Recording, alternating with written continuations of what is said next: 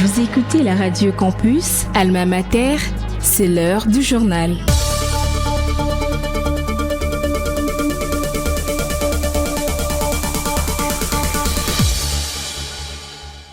Merci de nous rejoindre sur la fréquence du savoir pour vous informer. Voici les titres de votre journal.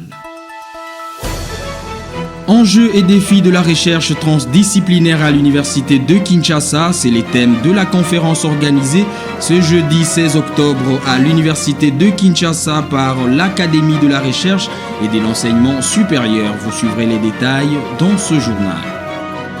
Le professeur Malembe Tamandiak, fondateur de l'Université de sciences de l'information et de la communication, a été élevé à titre posthume à l'ordre national des héros nationaux Kabila Lumumba.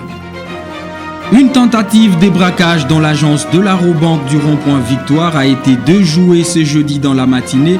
Les forces de l'ordre ont neutralisé les assaillants et libéré les clients et les personnels pris en otage. Voilà tout pour le sommaire. Place à présent au développement. Vous êtes branchés sur la radio Campus Unikin, la radio du savoir, sur 107.6 MHz, votre radio. Je le disais dans le sommaire, enjeux et défis de la recherche transdisciplinaire à l'Université de Kinshasa, c'est le thème de la conférence organisée au chapiteau de cette alma mater ce jeudi 16 octobre par l'Académie de la recherche et de l'enseignement supérieur, ARES en sigle. Cet événement marque une étape fondatrice pour la recherche interdisciplinaire et transdisciplinaire au sein de l'Université de Kinshasa. Le professeur Raoul Kenge, point focal de cette activité, a souligné la volonté croissante de la communauté universitaire de s'ouvrir aux besoins réels de la société et de collaborer avec ces différents acteurs. Selon lui, l'université s'engage désormais à mettre la recherche au service du développement et à inspirer d'autres chercheurs à s'impliquer davantage dans la transformation sociale. On écoute le professeur Raoul Kenge. On peut retenir qu'il y a une prise de conscience de la communauté universitaire ici présente à s'ouvrir aux besoins de la société et aux acteurs de notre société, qu'ils soient politiques, qu'ils soient associatifs, qu'ils soient au niveau socioculturel. L'université est vraiment dans l'élan de sortie pour pouvoir rencontrer les problèmes de la société à travers les résultats de recherche et transformer cette société. Et nous allons continuer avec des exemples qui encouragent d'autres qui étaient encore en position de timidité pour se déterminer à travailler face à la société pour la transformer. S'agissant du financement de la recherche par l'État congolais, le prof Raoul Kenge a plaidé pour un engagement plus fort de l'État dans les financements de la recherche scientifique. Il estime que, comme dans d'autres pays, le gouvernement devrait reconnaître pleinement le rôle des chercheurs dans la transformation de la société et de soutenir leurs travaux. C'est un grand défi, le déficit de financement de la recherche, aussi bien par les pouvoirs publics, le gouvernement, que par l'université. Nous sollicitons effectivement, comme ça se passe dans d'autres pays, que le gouvernement lève l'option une fois pour toutes de financer la recherche. C'est la recherche qui transforme la société. Les chercheurs sont là pour réfléchir et imaginer des solutions aux problèmes sociaux. Il faudrait qu'ils soient mis à contribution. Jusque-là, on a l'impression que l'autorité politique n'est pas consciente de ce rôle énorme que peuvent jouer les chercheurs, les scientifiques. Donc on a besoin quand même, comme ça se passe dans d'autres pays, que la recherche soit quand même financée, d'une part. D'autre part, nous, de notre côté, nous essayons de travailler avec les moyens de bord. Et avec ces peu de moyens de bord-là, vous voyez quand même des résultats auxquels on aboutit. Des projets de politique proposés, des projets de loi qui sont proposés. Par exemple, ce que la chaire de dynamique sociale a proposé sur les personnes âgées. Il y a cet effort-là qui est fait, mais ça demande que le gouvernement soutienne cet effort pour que nous puissions faire davantage et qu'il y ait un cahier des charges. Un cahier des charges entre le gouvernement et les universités sur ce que le gouvernement attend justement des chercheurs par rapport aux besoins de la société. Mais nous voulons vraiment que la recherche universitaire soit valorisée au service de la société. Une tentative de braquage dans l'agence de l'Arobank du rond-point Victoire a été déjouée ce jeudi 16 octobre. Les forces de l'ordre ont neutralisé les assaillants et libéré les clients et les personnels pris en otage. En attendant les bilans officiels, aucun blessé ni mort n'est à déplorer. Les périmètres restent sécurisés pour le constat et vérification. Les autorités appellent à la vigilance face à la recrudescence des attaques à main armée dans la capitale.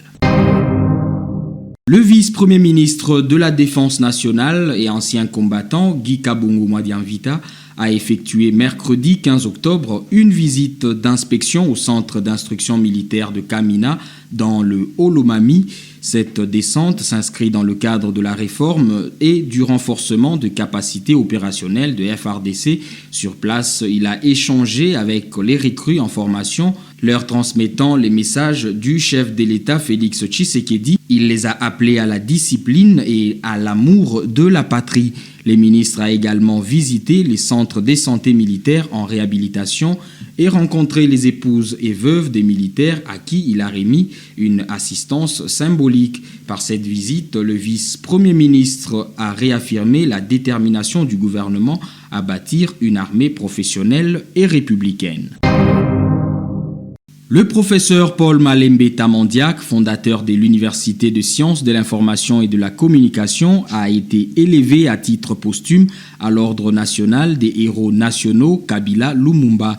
L'annonce a été faite mercredi dans une série d'ordonnances signées par les présidents de la République Félix Tshisekedi et lues sur les antennes de la télévision nationale congolaise.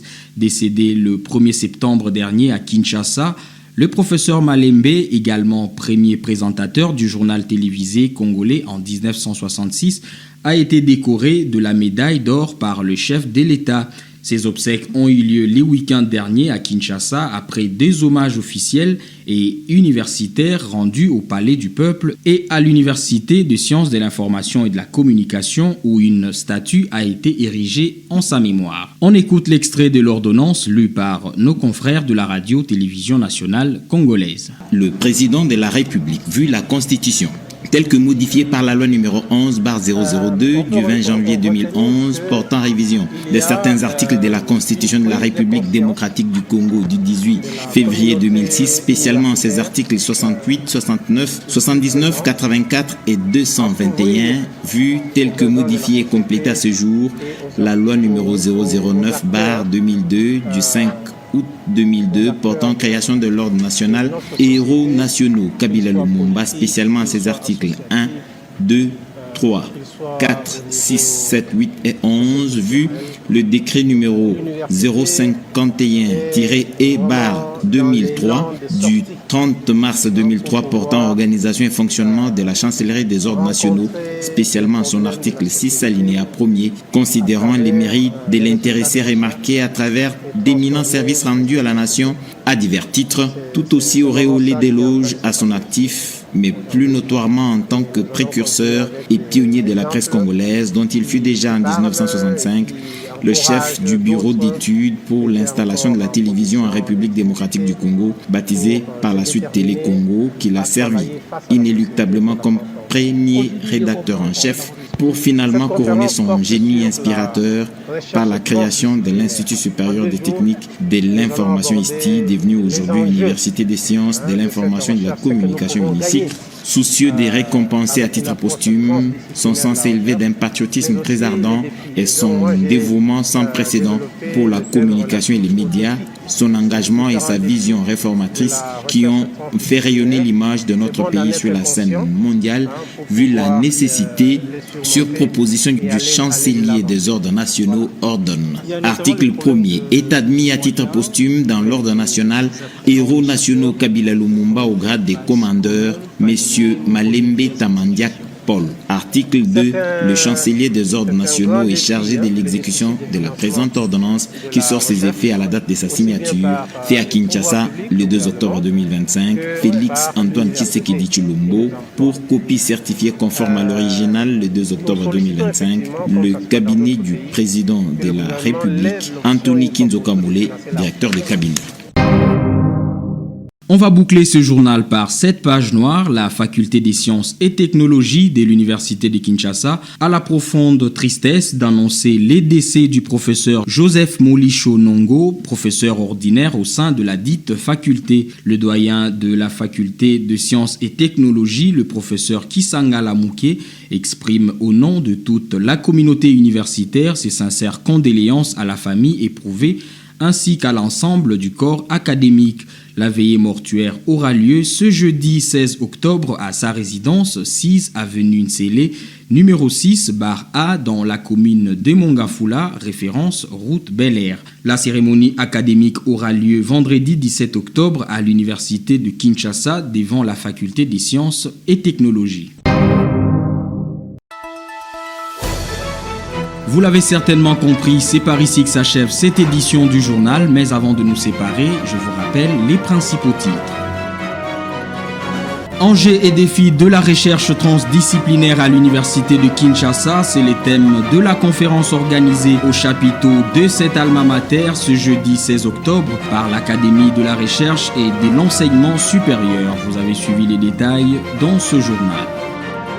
Le professeur Paul Malembe Tamandiak, fondateur de l'Université de sciences de l'information et de la communication, a été élevé à titre posthume à l'Ordre national des héros nationaux Kabila Lumumba.